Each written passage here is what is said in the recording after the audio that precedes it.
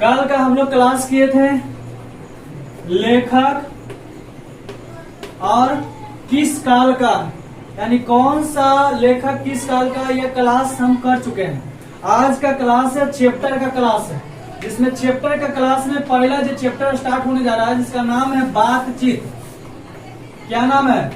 बातचीत। ध्यान देना है, बातचीत है, पार्ट 1 है। पार्ट 1 यानी 12th का हिंदी है। समझ में आया? चैप्टर 1 में बातचीत चल रहे हैं। इनका सबसे पहले परिचय देते हैं कि बातचीत के लेखक कौन है। बालकृष्ण क्या है? भाट है। बोलना, बातचीत के लेखक कौन हो गया? बालकृष्ण। इनका लेखक हो गया बालकृष्ण। बालकृष्ण भाट। ध्यान दो, बालकृष्ण क्या है? भाट है। अब ध्यान दो, बातचीत किस विधा है? निबंध के मतलब क्या है? बातचीत निबंध क्या है? निबंध। ध्यान देना, एक एक पॉइंट्स देखना है। बातचीत क्या है? निबंध है। इनका लेखक कौन हुआ? बालकृष्ण भाट। बालकृष्ण भाट। बताओ, बालकृष्ण भाट जो है या आधुनिक काल के कवि हैं कि भक्ति काल के हैं कि रीति काल के? भक्ति काल के हैं। भारतेंदु युग के कवि हैं। भारतेंदु युग की कवि है। ध्यान दो, भारतेंदु युग की कवि है। ध्यान दो, बालकृष्ण भाट भारतेंदु युग की क्या है? कवि है। सब ऑब्जेक्टिव किताब में है। समझ में आया? याद रखना है, एक जितने दम अच्छा से सुनेगा उतने अच्छा से याद होगा। बीच में घूम गया या ऑब्जेक्टिव भी गड़बड़ाएगा। समझ में आया? तो बालकृष्ण भाट के कौन सा युग है? भारतेंदु युग के कवि है। अब ध्यान देना कि बालकृष्ण भाट है, इनका जब जन्म हुआ था, जन्म देखो यहाँ, जन्म हुआ था वो 23 जून 1844 ईस्वी में हुआ था। यानी 23 जून क्या कब हुआ? 1844 ईस्वी में। कहाँ हुआ? तो इलाहाबाद। इलाहाबाद वर्तमान में कहाँ पड़ता है? ध्यान दो, इलाहाबाद वर्तमान में कहाँ पड़ता है? यूपी में। समझ में आया? यूपी के मतलब होता है उत्तर प्रदेश, यानी यूपी में पड़ता है। ध्यान है, यूपी ऐसा जानता होगा कि यूपी है जो सबसे बड़ा स्टेट भी है। समझ में आया? और यूपी में ज्यादातर देखा होगा कि जैसा बिहार है वैसा ही क्या यूपी है। बिहार में जिस तरह बिहार में देखा है ना, जैसा चाल ढाल रहन सहन उसी तरह यूपी में है। यानी कि इलाहाबाद के शहर क्या चाहिए? इलाहाबाद। वहीं पर ही कौन जन्म हुए? बालकृष्ण भाट। बालकृष्ण भाट कब जन्म हुए? 23 ईस्वी को। कहाँ हुए? इलाहाबाद। कहाँ पड़ता है? यूपी में पड़ता है, यानी उत्तर प्रदेश। इतना क्लियर है? इनका मृत्यु देखा जाए तो मृत्यु हुआ था 20 जुलाई। कहाँ? 20 जुलाई 1914 ईस्वी में। यानी 20 जुलाई 1914 ईस्वी में भोगर गलो, टेबल गया, यानी कि मर गया। समझ में आया? यानी याद रखना, बहुत इंपोर्टेंस है ऑब्जेक्टिव। 20 जुलाई 1914 ईस्वी में कुछ हो गया, भोगर गया, यानी टेबल गया, दुनिया से चले गए हमारे बीच से। अब समझो, जब जन्म हुआ तो कोई अगर मैया बप्पा होगा, जरूर होगा। ऐसे तो जन्म नहीं होगा, केकरो बप्पा होगा या तो बेटवा होगा या केकरो मैया होगा, ना जन्म हो रहे हो। ऐसे थोड़ी होता है। यानी कि अगर पिता के नाम था, पिता के नाम अगर देखा जाए, पिता के नाम तो बेनी प्रसाद भाट।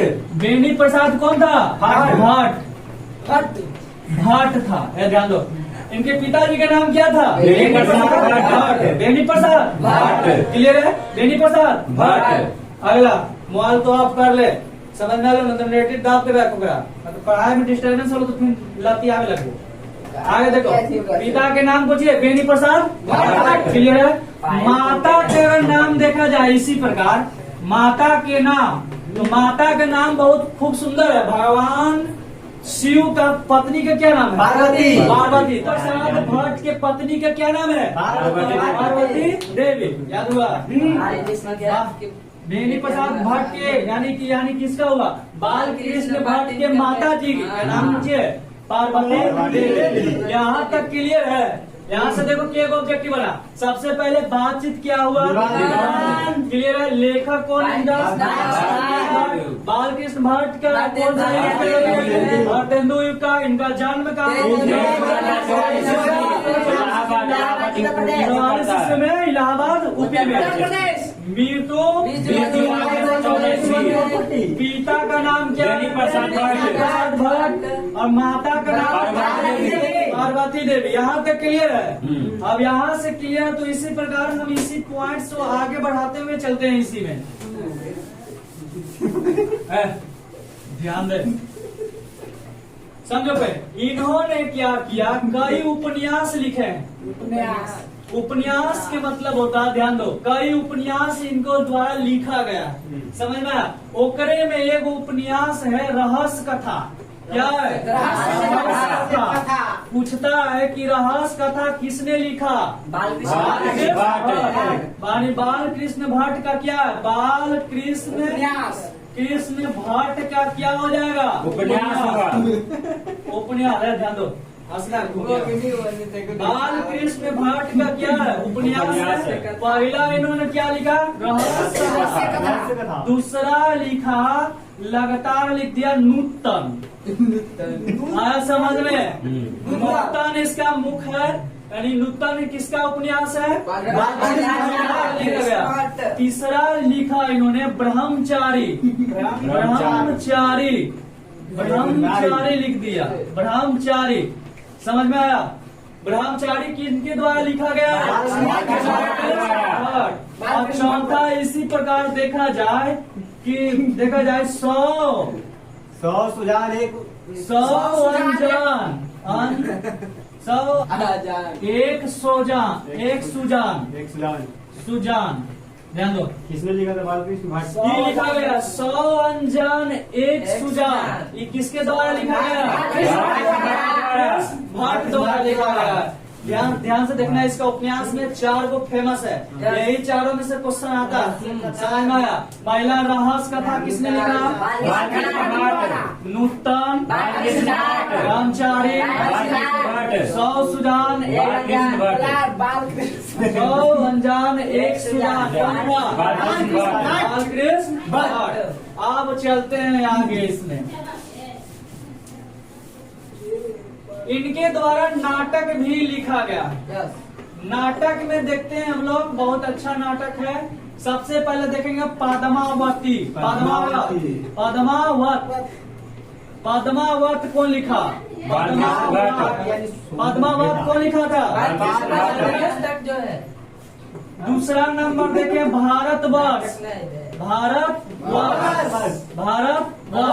बहुत फेमस है इसका भी नाटक। दो इसमें फेमस आता है, पद्मावत पूछेगा या भारतवर्ष का। ये दोनों नाटक कौन लिखे हैं? बालकृष्ण भट्ट। अब हम लोग यहाँ इसका क्या देखे हैं? बिचवा में घूमिए ये मत। यहाँ हम लोग यहाँ तक क्या देखें कि पद्मावत है और भारतवर्ष नाटक लिखा गया। यह भूमिका है किसका? यानी कि बातचीत को पढ़ने के लिए हम भूमिका बांधे, इनका लेखक का कर देखें, परिचय देखें। समझ में आया? अभी चैप्टर स्टार्ट नहीं हुआ कि बातचीत के बारे में हमें कुछ नहीं बताया है कि बातचीत है क्या, बातचीत कैसे कैसे होना चाहिए, क्या ना होना चाहिए। अब बातचीत के बारे में हम चैप्टर पर आते हैं। समझ में आया? इसका मेन चैप्टर है बातचीत, और बातचीत को हम स्टार्ट करते हैं कि बातचीत है क्या और किस लिए बातचीत होता है। ध्यान दो, बातचीत में हम सबसे पहले समझेंगे बातचीत होता है ना, इसमें सबसे पहले समझना वाक्य शक्ति। ध्यान दो, वाक्य शक्ति, एक एक पॉइंट समझ। वाक्य शक्ति सबसे पहले ध्यान दो क्या होता है। वाक्य शक्ति यह कोई मनुष्य अपने आप ने, वाक्य शक्ति मनुष्य के द्वारा बनाया गया नहीं है, यह भगवान के द्वारा दी गई। यह सब में एक कुछ होता है, वाक्य शक्ति होता है। वाक्य शक्ति का मतलब होता है भाषा को क्या करना, भाषा का पावर, यानी भाषा का क्या शक्ति है। समझ में आया? यानी भाषा की क्या है? शक्ति है। यानी भाषा का बोलने का तरीका या बोलने का शक्ति क्या कराता है? वाक्य शक्ति कराता है। अगर सपोज बीच में घूमियो मत, अगर सपोज दैट वाक्य शक्ति अगर नहीं रहता मनुष्य के पास तो क्या होता? तो ध्यान दो, वाक शक्ति नहीं होता। एक बार की बात है, मान लो कि मनुष्य के पास वाक शक्ति नहीं है, बोलने की क्षमता उसको नहीं है। सब मार ले सर हमारा। देख बीच में घूम गए ना, तो क्लास में बात कर ये सब मार ले हमारा मिलके, इधर देख लेते हैं, इधर देख पढ़ा लिखा तो हम घूम गया इधर। तो वाक शक्ति बीच में क्या होता है कि अगर मनुष्य के पास वाक शक्ति नहीं होता तो क्या हो सकता था? तो समझो क्या हो सकता। मान लो कि तुम्हारे पास वाक शक्ति नहीं है, मनुष्य के किसी मनुष्य के पास वाक शक्ति नहीं है, लेकिन सब चीज कला है विकसित। मान लो कि सपोज यहाँ पर एक आदमी खड़ा है और यहाँ पर एक आदमी खड़ा है, ध्यान दो, यहाँ पर एक आदमी खड़ा और यहाँ पर एक आदमी खड़ा है। इसके पीछे एक विषैला सांप जा रहा है और हम लोग देख रहे हैं, बोलने की शक्ति नहीं है, बोल नहीं सकते, लेकिन देख रहे हैं कि इसके पीछे जा रहा है, इसको काटेगा। तो उस समय हम क्या बेचैनी में पड़ जाएंगे, इसको कैसे कहें ना कहें, हमको भाग सकते हैं ये नहीं तो क्या कर सकते हैं। यानी उस समय हमको क्या हो सकता है, बहुत सा परेशानी हो सकता है। यानी हम मानो या कोने में एक तरह की कुछ होता है, गुम की तरह बैठे रहते हैं, या किसी को विचार विमर्श हम नहीं कर पाएंगे, या दुख सुख की भावना या सद्भावना को व्यक्त नहीं कर पाएंगे। आया समझ में? यही वाक शक्ति है। आगे समझो कि वाक एडिशन, ध्यान दो, एडिशन ने कहा कि समझो पहले, एडिशन का मत है कि बातचीत जो होता है ना, असल बातचीत दो व्यक्तियों के बीच बातचीत होता है। एडिशन ने कहा कि दो व्यक्तियों के बीच बातचीत है, दो व्यक्तियों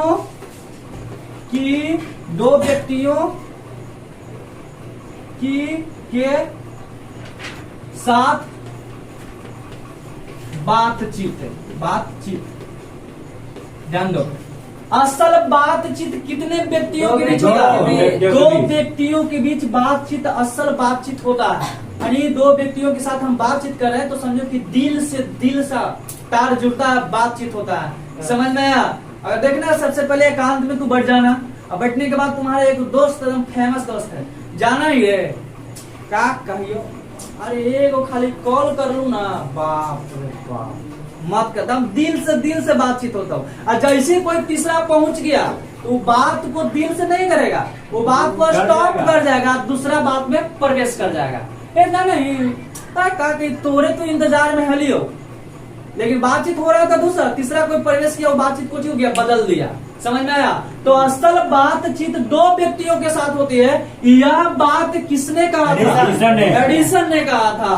समझ में आया? एडिसन ने अपने मत के अनुसार दिया, इन्होंने कई अनुभव ऐसा किया, इनको लगा कि असल बातचीत दो व्यक्तियों के बीच ही हो सकता है। अगर दो व्यक्तियों के बीच से अगर कोई तीसरा आदमी आ जाए, जैसे मान लो कि हम दो व्यक्तियों के बीच बातचीत कर रहे हैं, ध्यान देना, जितने अच्छा से समझेगा उतने अच्छा से समझ में आएगा। दो व्यक्तियों के बीच हम बातचीत कर रहे हैं, ये दोनों में वार्तालाप हो रहा है, वार्तालाप हो रहा है, बातचीत एक दूसरे में दिल से दिल हो रहा है। और एकरा में पहुंच गया एगवाओ, इन्हें से पहुंच गया एगवाओ आदमी, तो ये जो बातचीत होगा वो त्रिकोण होगा। समझ में आया? कि यानी दो से यानी तीन व्यक्तियों के बीच अगर बातचीत होवे ना तो उसी को बोलते हैं त्रिकोण। जैसे अंगूठी में नगीना के समान होता है। समझ में आया? यानी तीन आदमियों के बीच बातचीत को क्या बोलते हैं? त्रिकोण बोलते हैं। क्या बोलेंगे? त्रिकोण। अब समझो, तीन व्यक्ति बातचीत करेगा तो उसको त्रिकोण कहते हैं। समझ में आया? और तीन से अधिक बातचीत करे, जैसे हमने तीन को बातचीत कर रहे हैं तो त्रिकोण बन रहा है, और में पांच गो छुआ आ गए तो वो जब बातचीत होता है ना, एक दूसरे के कुछ होता है, हंसी उड़ाने के लिए बातचीत होता है। ओकरा पर ऊ टोन मारित हो, ओकरा पर ऊ टोन मारित हो, ओकरा पर ऊ टोन मारित हो। समझ में आया? वो बातचीत का कोई अथी लिंग, उसका कोई उद्देश्य नहीं रहेगा, उसको बोलते हैं राम रमोवल बात। समझ में आया? उसको कौन सा बात बोलते हैं? राम रमोवल बातचीत है। यानी कि तीन से अधिक या जितना रहे और वो सब बात करता है तो उस बात को कहा जाता है राम रमोवल बात कहते हैं। ध्यान में आया? राम रमोवल बात किसको कहते हैं? तीन से अधिक व्यक्तियों के साथ अगर बातचीत होता है जो बिना उद्देश्य का होता है, बिना बेतुकी बात होता है, हंसने ठिठिलने के लिए, उस बात को बोला जाता है राम रमोवल बातचीत। क्लियर है? ध्यान से एक भी बोल देते हैं। एडिसन ने क्या कहा कि असल बातचीत दो व्यक्तियों के बीच होता है या दो व्यक्तियों के साथ किया जाता है। अगला बात कब, अगर दो व्यक्ति बात कर रहा हो, कोई तीसरा पहुंच जाए तो उस समय कौन सा बात होता है, त्रिकोण बात होता है। और 3 के अधिक व्यक्तियों बातचीत अगर करे तो उसको क्या बोलते हैं, राम रमौला बातचीत। क्लियर यहाँ तक ऑब्जेक्टिव। अब आगे समझ रहे हैं, इसी में चल रहे हैं आगे। देखो बातचीत करने का कई तरीका होता है, कई इसका प्रकार है बातचीत करने का। समझो बातचीत करने का कई प्रकार है। प्रकार में पहला प्रकार क्या है, ध्यान दो। पहला प्रकार है कि दो बूढ़ियों आपस में बातचीत करें। दो बूढ़ियों, बुढ़ी, दो गो बूढ़ा बूढ़ा उम्र ढला हुआ है, वो बातचीत करेगा तो कैसन बातचीत करेगा, वो यही बातचीत करेगा कि हमारे जमाना में सास बहू के बारे में करेगा। हमारे जमाना में सास बहू बोलती ना, बड़ी खटकी ना थी, यानी वो अपना सास बहू बेटी के बारे में क्या करेगा, दो बुढ़ी आपस में बातचीत करेगा। अब बातचीत करते करते अगर टाल ज्यादा हो लो तो झोटो झोटी करे लगे, मुंह फुला के न बैठ जाए, बुढ़िया के देखिए समझ में ना, ये कुछ होता है। यानी दो बुढ़ियों के बीच बातचीत कैसे होता है, सास बहू का बातचीत होता है, सास बहू का बातचीत हो सकता है, बातचीत हो सकता है। समझ में आया, सास बहू का क्या होगा, बातचीत हो सकता है दो बुढ़ियों के बीच। बताओ दो लड़कों के बीच बातचीत क्या हो सकता है, दो लड़कों के बीच, दो लड़कों के बीच, हाँ बताओ, दो लड़कों के बीच बातचीत होगा, वो फलना गुरु अच्छा पढ़ावा थे, वो अच्छा पढ़ावा थे, आपस में बातचीत होगा। यानी पढ़ने लिखने के संबंध में बातचीत होता है, यानी कि दो लड़कों के बीच बातचीत होता है, यानी पढ़ने लिखने के संबंध में बातचीत होता है। समझ में आया। दो बुढ़ों के बीच, दो बुढ़ों के बीच, ये सब क्वेश्चन पूछता है जी, दो बुढ़ों के बीच के बातचीत, बातचीत यही कुछ हो जाएगा, पुराना जमाना के बातचीत चलेगा। यानी कि दो बूढ़ा आपस में बतियाते, देखना कि जाना हुआ हमार जमाना में मोबाइल न होले, लेकिन अब के जमाना में जमामत हेतनी को होगा है, अब भारका को आइनेट मोबाइल लेके चला। समझ में, हमने के जमाने में हले हो ये सब मोबाइल देखला मिला ले, लेकिन आपके जमाने में लेना उठते न सुतते देरी मोबाइल, बाहर बात। ये पुराना जमाना में कुछ ही करेगा, बुढ़वन बातचीत करेगा। हमने के जमाना में भुखमरी मरा, बूढ़ा के बात है, वो कहेगा कि हमने के जमाना में भुखमरी की समस्या था, सही में था पहले भुखमरी की समस्या, लठा से खेती होता है, इतना पावर्टी ला है जो दे रहे उन्हें बैल हाकित रहा। समझ में आया। तो दो बुढ़ों के बीच अगर बातचीत कहा जाए तो पुराने जमाने की बातचीत होता है, पुराने जमाने की बातचीत होता है, जमाने की बातचीत होता है। ध्यान दो, पुराने जमाने की बातचीत होता है दो बुढ़ों के बीच। दो दलों के बीच क्या हो सकता है, ध्यान दो, दो दलों के बीच क्या हो सकता है, दल जो राजनीतिक पार्टी होता है, बताओ दो राजनीतिक पार्टियों के बीच, राजनीतिक पार्टियों के बीच, बताओ दो राजनीतिक पार्टियों के बीच यही ना होता है, ओकर सरकार में इतना चीज अच्छा ना हो, फलना ये सरकार में बड़ी बुरा काम किया, कई युवा बेरोजगार लग गया, यानी एक दूसरे का क्या होगा, तीरा घिंची करेगा। ये कोई कुछ हो गया, दो राजनीतिक पार्टियों के बीच बातचीत हो गया। अगला समझो, दो राजनीतिक, दो खिलाड़ियों के बीच बातचीत क्या हो सकता है, अपने खेल के बारे में आदान प्रदान करेगा। दो विद्यार्थियों के बीच पढ़ाई लिखाई के बारे में बातचीत करेगा। यही क्या, दो व्यापारियों के बीच में क्या होगा, सोना आवागमन कैसे होगा, वस्तुओं को खरीद लेन देन की बिक्री के बारे में बातचीत होगा। यानी कि ये सब क्या है, बातचीत करने का तरीका है, यानी बातचीत का कुछ प्रकार, एक प्रकार देखो प्रकार है। समझ में आया। यहाँ तक कि लड़का पक्ष लड़की पक्ष अगर बातचीत कैसे होगा, तब बातचीत के माध्यम से ना पता चलता है कि फलाना लड़का है, हमरा एगो बातचीत है, लड़का और का एगो पता ही है, कहाँ से शुरू होता है, बातचीत से ही शुरू होता है। तो बातचीत से ही सभी चीज क्या होता है, विकास होता शुरू होता है। समझ में आया। अभी हम लोग देखें क्या, इतना देखें। अब सुनो, एक और बात है, इसी में हम आगे चलते हैं। समझो, एडिसन ने कहा कि असल बातचीत दो व्यक्तियों के बीच होता है। समझ में आया? असल बातचीत कितने व्यक्तियों के बीच होता है? दो व्यक्तियों के बीच होता है। लेकिन एक बात है कि एक और है बेन जॉनसन। बेन जॉनसन ये अपना मत देते हैं क्या कि बातचीत है ना, बातचीत सुनो पहले, बातचीत से मनुष्य के साक्षात्कार रूप का पता चलता है। समझ में आया? बातचीत से मनुष्य के साक्षात्कार रूप का पता चलता है, रूप का पता चलता है।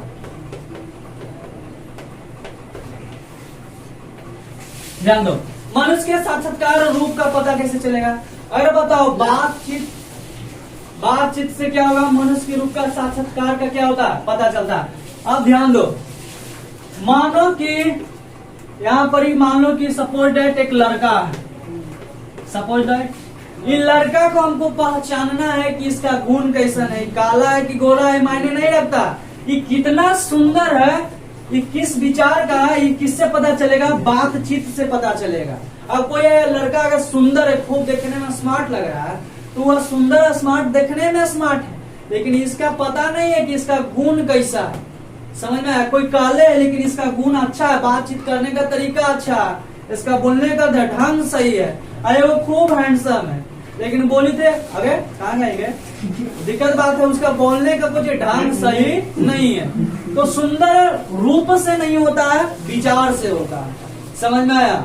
रूप से जो सुंदर देखता है वो महामूर्ख है, इसलिए विचार से देखे, उसका विचार रहन सहन देखे, बातचीत करके उसे मिले, उसे देखें बातचीत करने में कैसा क्या रहना, पहनावा और हामा, ये सब देखता तो ये सब तो देखना चाहिए, लेकिन साथ साथ उसको बातचीत का ही पता चलेगा, उसका क्या गुण है, क्या कर रहा है, ना कर रहा है, के को पटावा है, ना पटावा है, ये सब पता चल। देखो जैसे बातचीत करने से ही पता चलता है क्या लड़के को कितना कमा है, वो का विचार कैसा है, रहन सहन के तरीका कैसा है।